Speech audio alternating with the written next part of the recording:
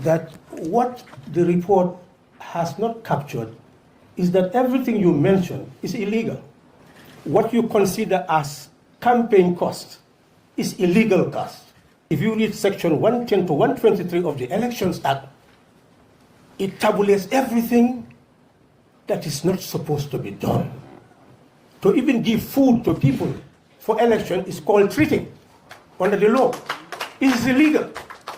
But I think I have captured the environment in which we are, which we inherited from the past up to 2017, which we needed to interrogate and eliminate.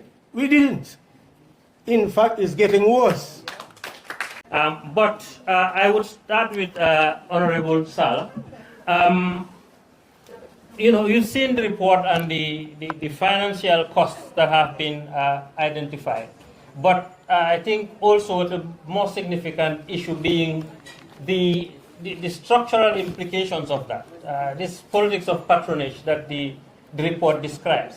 And having spent decades in the political system in the Gambia, what are your reflections on these findings?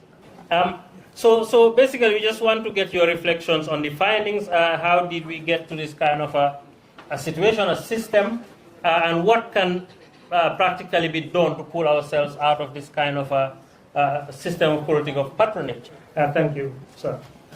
Thank you very much. Research is the mother of knowledge production. And the knowledge that we have will enable us to innovate policies and how to implement them. So I must first congratulate WFD for this initiative. We need to become a research-based country if we are to move forward. Moving on, 4 fundamental things could be captured from the report. The state dimension of the costs associated with elections, especially for women. It goes into the party dimension and the individual cost, as well as cultural costs. And the cultural does move to another dimension which is fundamental in the report, and that is the emotional cost. It does give perspective what these costs entail, such as nomination cost, which is rising, and expenditure on nomination day. But let me start from there, that what the report has not captured is that everything you mention is illegal.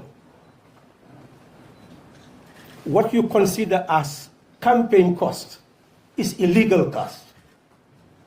If you read section 110 to 123 of the Elections Act, it tabulates everything that is not supposed to be done. To even give food to people for election is called treating under the law. It is illegal. So essentially, it's that illegality that did not start, and I don't like hearing that 2017, that type of government disappeared and then we are now moving towards democracy. That's a misconception. The very foundation of our electoral system, which we've been fighting, you can see this book. You will see the dimension. In fact, at that time, to get registration, you had to have a photograph pinned to your voting card. And most people could not afford a photograph. So politicians will have a list of people that they will bring for registration and get a photographer to photograph them And that was the starting point of the influence. So what are we seeing? That election is no longer a service and a right. It is now a privilege, which makes the person be seen as a king, as a privileged person. That's how election was seen, is electing a monarch, a king. That's where we started. And that's what we started to fight. And people were, in fact, questioning whether we were really serious about politics.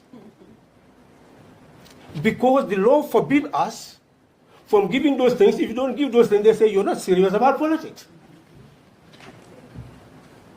So you see the psyche that was being molded by a system. So the problem, I don't want to go very far, the problem is systemic. It's a system problem. And your next research will have to go into that. So we must honor where you have contextualized the research, and I don't want to go beyond that. But I think I have captured the environment in which we are, which we inherited from the past up to 2017, which we needed to interrogate and eliminate. We didn't. In fact, it's getting worse. Because if you look at the campaign contribution, immediately when the coalition won, we approached the National Assembly that the deposits, which were then 500,000 for presidential candidate, 50,000 for a National Assembly member, 10,000 for a councillor, we said that we will abrogate it by amending the Election Act. We went to Parliament and amended the Election Act and reduced it back to 10,000 for presidential candidate, 5,000 for National Assembly member, and 1,200 and something for councillors. That was changed. But your current Parliament has increased the deficits. That's why I'm saying it's getting worse. And let's not romanticize the past and the present. Let's look at reality as it is. It's getting worse. So in that sense, to answer your question, first and foremost, the election laws and the constitution that exists have flaws. And that's why we need a constitutional reform and electoral reform. And you've captured the nomination dimension and the cost. But can you believe, under the Constitution, if you want to stand as a candidate, and you're a public servant, you have to be to go on leave for 1 year without pay. 1 year without pay to be able to stand for election. Can you imagine the cost of 1 year's salary? And you are a woman who need to feed the family, and you have to leave your job, and maybe a top civil servant job, and you will not return to that job. Who will take the risk? I remember a doctor, medical doctor in the First Republic, then you had to resign to stand. He wanted to stand in the Kawur area, Salum area. And then after he discovered that the law said you must resign, he said, how can I abandon my family just to stand for election when I don't know whether I can win or not? So those are the costs that comes from the angle of the state. And then when it comes to the party, the law says that the party should not accept any funding from any foreign person or corporate body. That's what the law says.